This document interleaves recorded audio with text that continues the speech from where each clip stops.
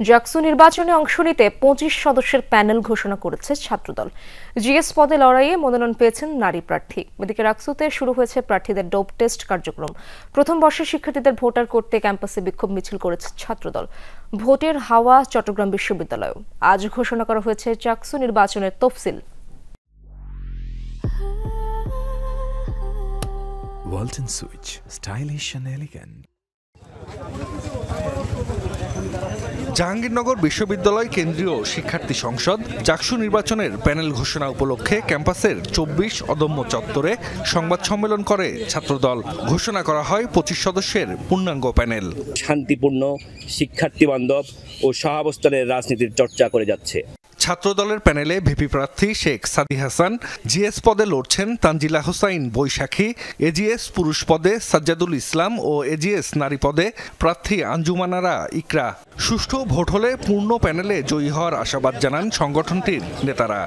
ছাত্রদল অতীতেও ছাত্রদের সাথে ছিল, সাধারণ ছাত্রদের নিয়ে কাজ করছে, ভবিষ্যতেও সাধারণ ছাত্রছাত্রীদের নিয়ে কাজ করবে। আমার মধ্যে সবসময় যে শিক্ষার্থীদের জন্য কাজ করার একটা আগ্রহ ছিল, এখন সে সুযোগটা আমি পাচ্ছি এবং আমি আশাবাদী যে আমি শিক্ষার্থীদেরকে আমার পাশে পাবো।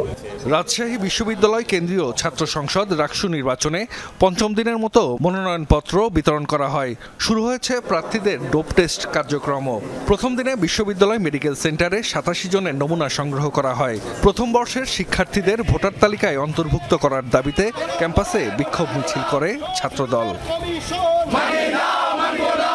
প্রথম বর্ষের হাজার হাজার শিক্ষার্থীদের ভোটার অধিকার থেকে বঞ্চিত করে রাকসু থেকে দূরে রেখে আজকে যে নির্বাচনের ষড়যন্ত্র করছে এই ফকির নজরুল কমিশন, আমরা তার তীব্র নিন্দা ও প্রতিবাদ জানাচ্ছি।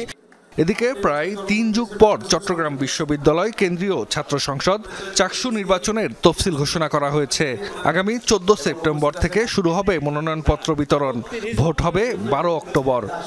আমরা সবার স্বতঃস্ফূর্ত অংশগ্রহণে একটি চমৎকার, সৌন্দর্যপূর্ণ, সুন্দর, স্বাভাবিক একটা নির্বাচনের প্রত্যাশা করি। নির্বাচন সুষ্ঠু করতে সব ধরনের ব্যবস্থা নেওয়ার আশ্বাস প্রশাসনের। জাহিদ হাসান, যমুনা নিউজ।